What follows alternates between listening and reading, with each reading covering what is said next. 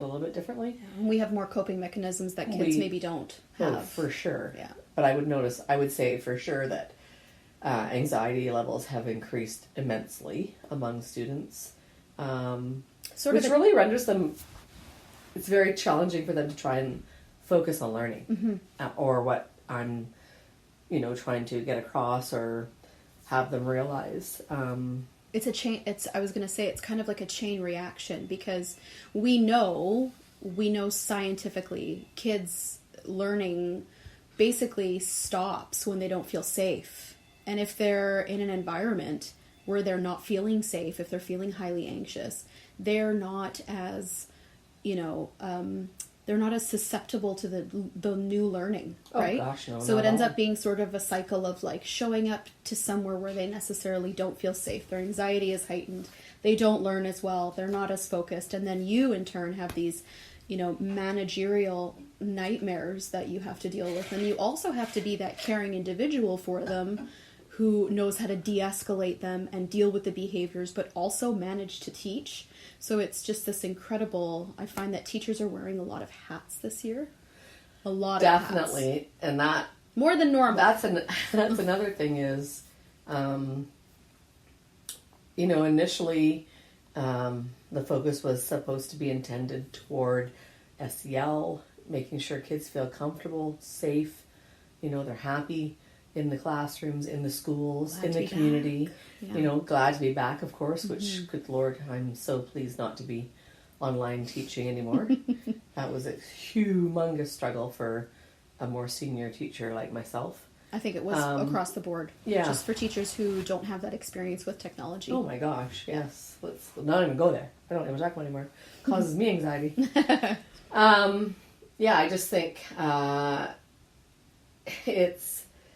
I lost my train of thought. Hats. Wearing lots of hats. Yes. So we're supposed to focus on, making sure that kids feel comfortable, safe, happy, warm, included, there. And then and that takes up a lot of time. It really does, because there are some kids who are still not super, super comfy. And we're like in March, right? Yeah. So it's taken a lot longer for others to feel and really understand that they are in a safe place. We are going to be, continuing to practice safety measures, and they're hopefully going to be warmed up to the idea of feeling comfortable in the learning environment. There are some kids who miss a lot of school because of the anxieties around COVID or just not being comfortable being in the school, period. And when you're going into grade 8, missing a lot of grade 7 is a pretty big problem. It's a huge thing. Yeah. It's a huge thing. And then I think, it's a little unfortunate at times our focus then all of a sudden turned to, well, you've got to get this taught and this taught and this taught and this taught and this taught. And it's like, oh my gosh, are you kidding me? How? How in my 1.5 hour reduced day? Oh, more than that. From hand washing, and then never mind the staggered start and end. That's about 20 minutes of unteachable time. Totally. Where do I fit in all of that in the reduced day? I'm sorry, but it was that caused me an undue amount of stress and anxiety, because I just could not figure out where I could possibly put in that teaching time. Plus, so I actually am different levels of need in every classroom, right? Gosh. You've got students who require an exceptionally large amount of time to understand some concepts, and then students who get things right away, and then you have to manage all of these ideas of learning needs and learning styles and learning adaptations. Yeah, it's huge. So, So luckily I became a voice to our district leadership team, and I was able to reduce the workload of what was going to be expected to teach during this COVID year. That's fantastic. So I'm really proud of that. Yeah. On the work up behind on our executive, that we managed to accomplish that mission. And it did relieve a lot of stress and anxiety, which, of course, is going to impact the kids' learning. Definitely. Like if the teachers are less stressed out and less worried. Well, they pick up on it, right? Yeah, the students are going to be way less stressed out as well. Yeah. I guess being that I have grade 7s as well, I used to, for 15 years, we've been camping every June. I take all the grade 7s camping. I and so look forward for to 4 that. days. And then we Yeah. do, the whole school goes to the water slides. We have, a leaving ceremony, dinner, So many dinner traditions. dance thingy. Yeah. Like, it's just so many large activities, especially grade 7 focused, that unfortunately now for the second year we're unable to do. Yeah. So that's a really challenging thing for me, especially. I look forward to it so much to finalize our year together before I pass them on for the leap into grade 8. So that's a really big thing for me. It's just the best way to end off our year with the grade 7s. Yeah. And for 2 years in a row now, I'm not able to do that. No So, assemblies this year. huge bummer. No Yeah. giving the grade 6s the big bench at the back of the Exactly. assemblies. Yeah. So many wonderful traditions that I'm sure that they all really look forward to, looking up to grade 7, and then to have that all kind of stripped away, and it's nobody's fault. They've got no one to direct that frustration to. Exactly. And they're expected to just go about daily business, learning and just conducting their lives as if nothing's wrong. And it's just, it's definitely been a challenging year. Definitely. Extremely. Extremely. So looking on the other end of the spectrum, because where we have challenges, we also have opportunities for so much success. In what ways has your classroom, your division this year been successful during all of this pandemic business that's been going on? Because I know there's always moments of resiliency and amazement too. Yeah. And you gotta really find those moments, and those, like I said, those it's like fuel, right? That keeps you going. I've been saying to the students since the very beginning, this has been such a challenge, of course. We just listed off some reasons for learning and teaching, but I mean, just even personally, like, there's been so many challenges. And, for each teacher to personally be able to remove themselves from their own challenges and struggles to deal with the COVID, to come into the classroom so that we don't add more to the children's stress levels or anxiety levels. But I wanted to point out to the kids the benefits. I wanted to bring to their attention because there have been, maybe I wouldn't say benefits. That's not a very There good have word, been I silver guess. linings. But there has been some positives toward, personally, I would say, obviously spending a lot more quality time together in your area, in your home, playing some games, going back to some everybody around the table eating together, maybe everybody cooking together in the kitchen, everybody supporting each other, going for walks, being more physical, like outdoors, having the opportunity for me, especially my husband and I, just to be able to slow down and not be driving around to different hockey games and practices.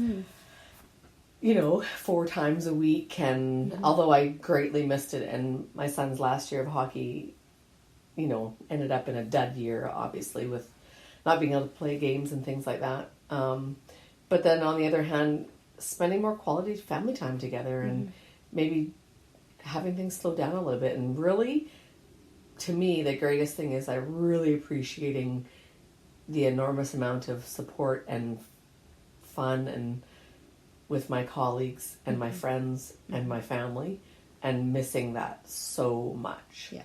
And not, from now on, not taking any of that for granted, like making sure we set up dinner dates and, parties and get-togethers so that we can really move forward and appreciate the time you have together. I think you're going to really appreciate more time with people. Yeah.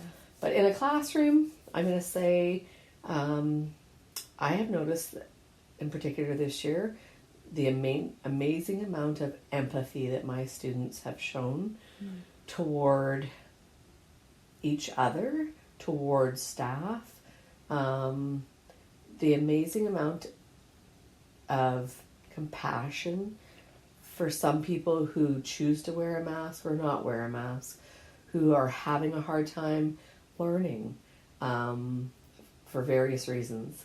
The amount of support each child is showing to each other and toward me, like it's and no been a judgment challenge. or anything. No, like not that. at all. No questioning, no judgment, no mocking. Like just like they understand how difficult it is, and I think they're able to see more like reality of like how we can come together and work together, literally work together as a team, as a community, and moving forward. How can we, accent on the positives, and how can we do things for other people? Like my group is currently, my students we are going to be pen pals. It's called the Grandparents Pen Pal Program, which I actually found it on Global TV. I heard another teacher, I think they were from Chilliwack, that started this, or, that they were writing to these grandparents in these seniors' homes. And I thought, what a lovely idea. And it especially matched up with the group I'm working with right now. So they were ecstatic when I told them that we were going to be part of this pen pal program, writing letters to seniors in seniors' homes because they're so lonely and scared and bored, and because they especially have been shut down and locked down for so long. So they were so empathetic to that and sympathetic to that and couldn't wait to write these letters. And so super fortunate, and just being able to adjust and be flexible, especially my kids. I've just noticed, like, they're disappointed in certain things, but they've been flexible in understanding why, right? And then, so I would say, like, empathy, sympathy, being able to be flexible, compassionate. Yeah, they're a great group of kids. They're wonderful. Been amazing. I couldn't have asked for a better group for this situation that we're in. So we do often talk a lot about our students' well-being, but I know that you're also very vocal about teacher wellness, and I'm wondering if you have any recommendations or any kind of strategies that you could share with the people listening for teacher wellness. Anything that maybe you've employed with your own wellness, or you've seen in your own, in our staff, or anything that you find is helping you cope with our our new reality, our new current reality. I think the same thing that I try to enlist in the kids is talk. Tell people how you're feeling.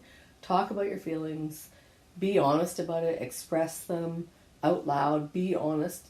I'm constantly expressing my feelings and emotions that are going on with my students and with my colleagues. But I think it's really important, like, to let them see you crying. Gosh, I'm not afraid to cry, that's for sure. But my students have seen it a few times this year where I've just broken down and, it's just like so much, right? Stress. But I mean, these are reality. This is reality. And I think it's important for kids to realize that it's okay. It's okay to express all these different emotions and feel all these different emotions.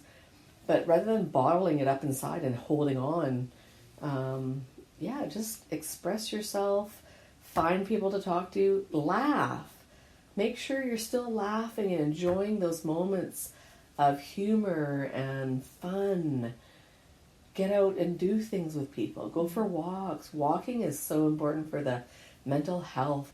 Doing anything that you might enjoy, like hobbies you might have. Maybe you like cooking or baking or fooling around with mechanics or building paper airplanes. Well, I know you're a pretty avid crafter. I loved my crafting, for sure. So I've been sewing and making cards, and I love watching movies or shows. I can't tell you how many Netflix series I've watched. It's been pretty incredible. We've caught up. It's been amazing how much Netflix I watch. Thank God for